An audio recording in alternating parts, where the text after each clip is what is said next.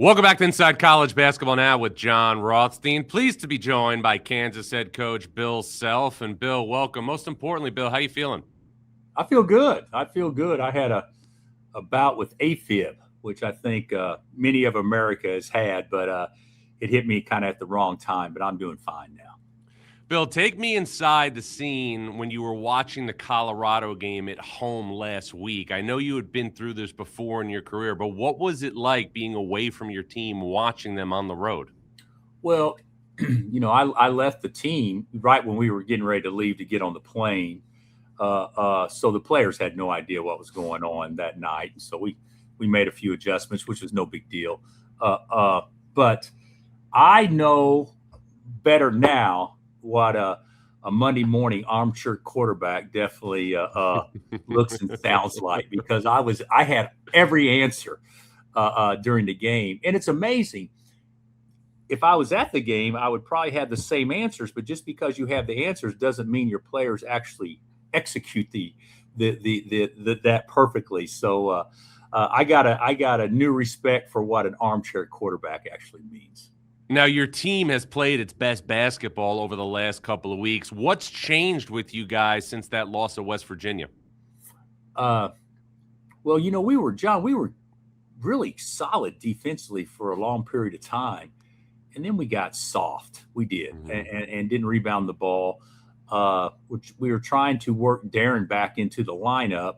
And even though we're so much better and our ceiling's so much higher with Darryn, I think we lost some of our defensive intensity. And I also think we lost some offensive aggressiveness because, guys have a tendency sometimes when he's out there to watch, right, as opposed to go play. And we got to find that happy medium where we're allowing him freedom, but still yet being in attack mode. And I think the Iowa State game was a big game for us because we needed that one bad, and we played great.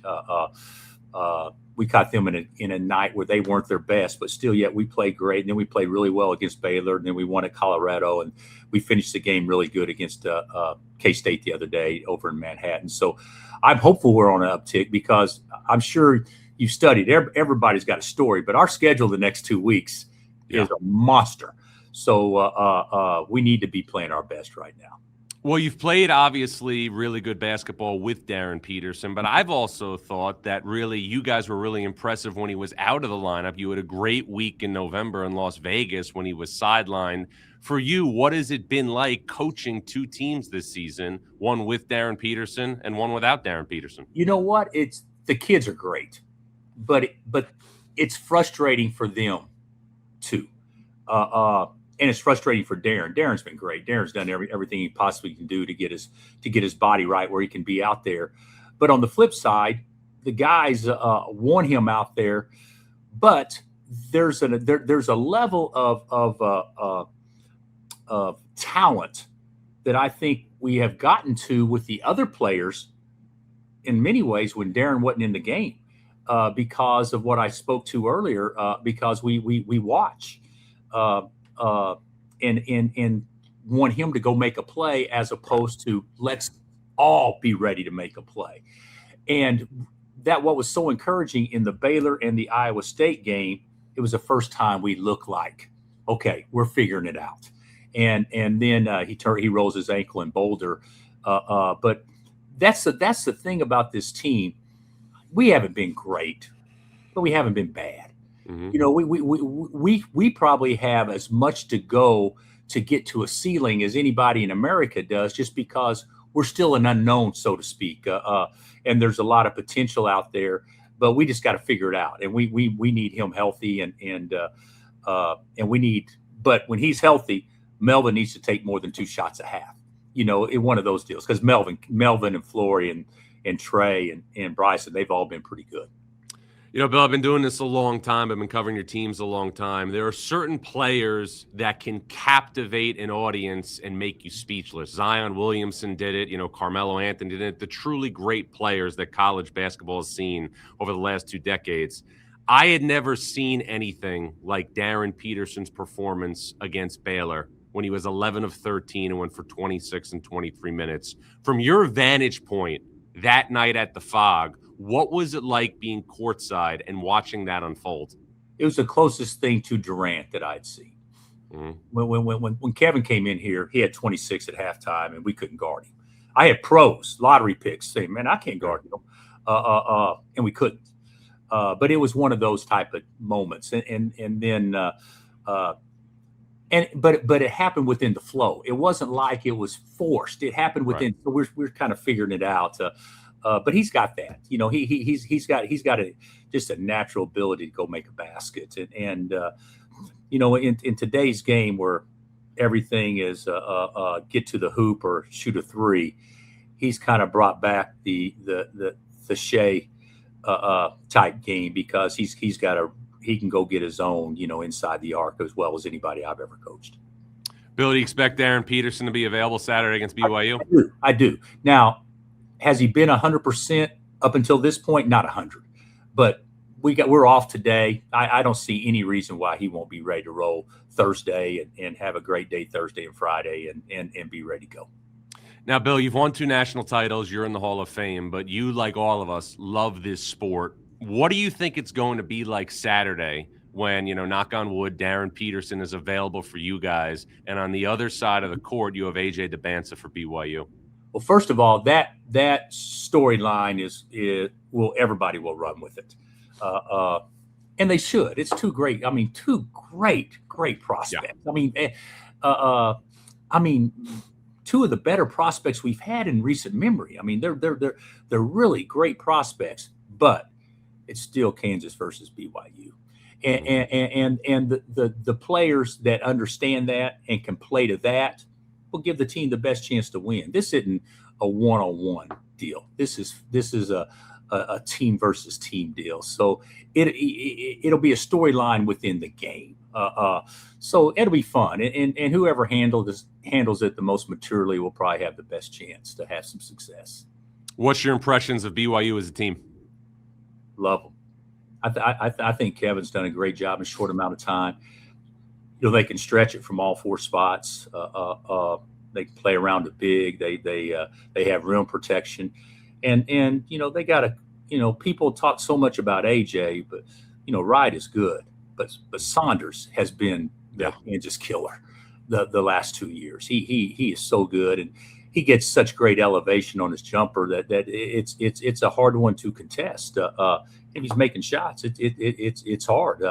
But I like their team. I like their team. Our league, as you know, is a monster, and there's 4, 5, 6 teams in our league. If you get hot at the right time, could be not in the second weekend, could be in the third weekend of March. So and BYU is certainly one of those guys.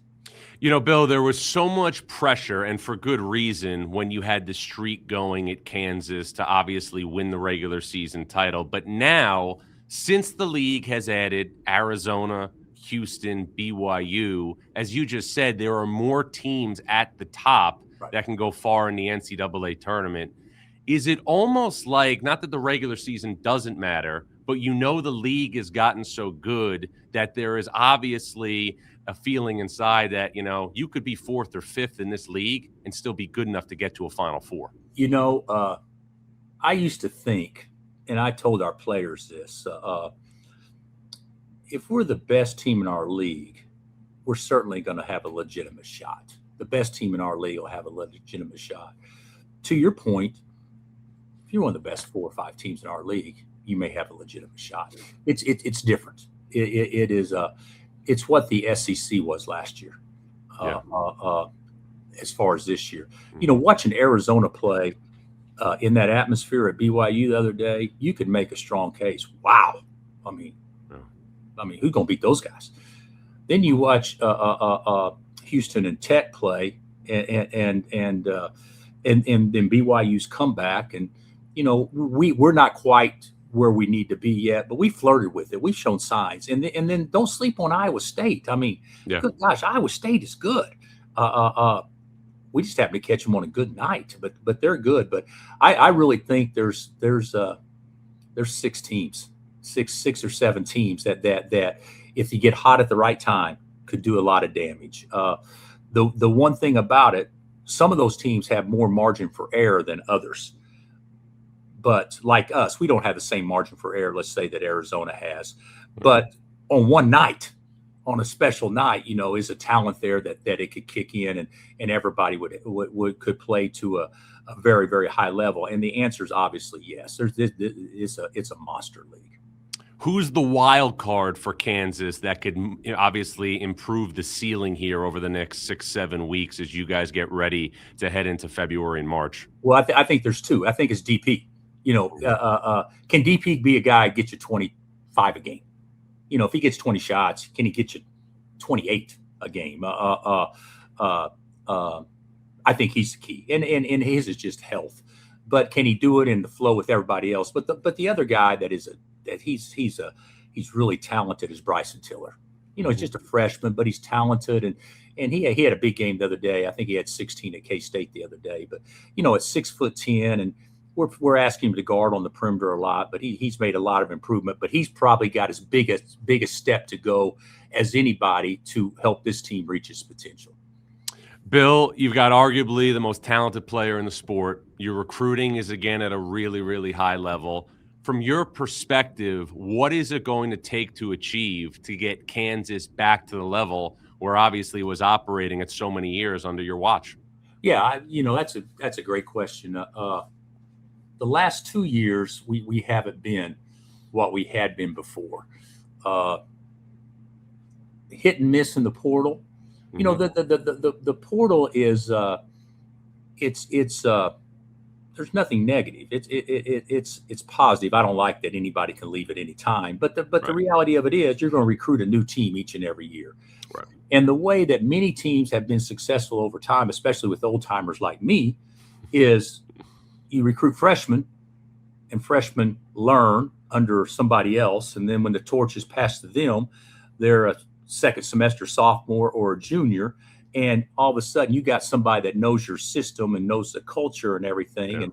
Yeah. And now, you got guys for 1 year and maybe a little bit longer in certain situations, but for the most part, you're coaching year to year. I really believe that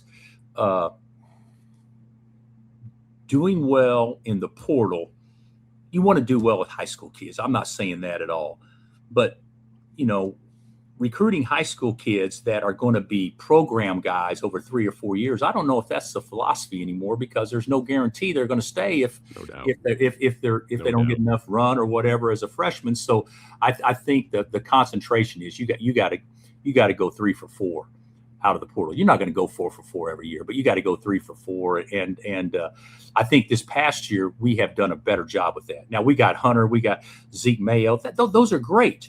Those are great guys, but we probably didn't have the complement of players around them to give them the best chance to probably do their best. But I will tell you, Trey White and Melvin Council, that's about as good as we could do out of the portal. Go get great high school kids, and then go hit a home run with 3 or 4 guys out of the portal. I know what you've gone through over the past couple of years health-wise has made you see the bigger picture, and I know you're very grateful just to be able to coach and be in the gym every day. But you're still a competitor, and you're still coaching at Kansas. So I'm curious, for you, for Bill Self, how often do you allow yourself to think about winning a 3rd national championship? I haven't thought about it, but about 30 minutes so far today, probably. I think about it all the time. I'm not saying we've done unbelievable, but we've done fairly well. And the thing about it is, what drives you? Why more? And the reason is because, you got to get 1, and 2 so much better than 1, and 3 would be so much better than 2. That to me is what drives us, and that's what drives me. And I want to do this as long as we can compete at the highest level. And in the last 2 years, we have not at the highest level. Now we still been good. We've still been competitive, but we haven't been nationally in the game. And this year, I don't know that we are quite yet. I think we can be very easily when we get all our pieces. So that's what I want to do. I want to be in the game. I want to play in the games that count the most. And that's what drives us.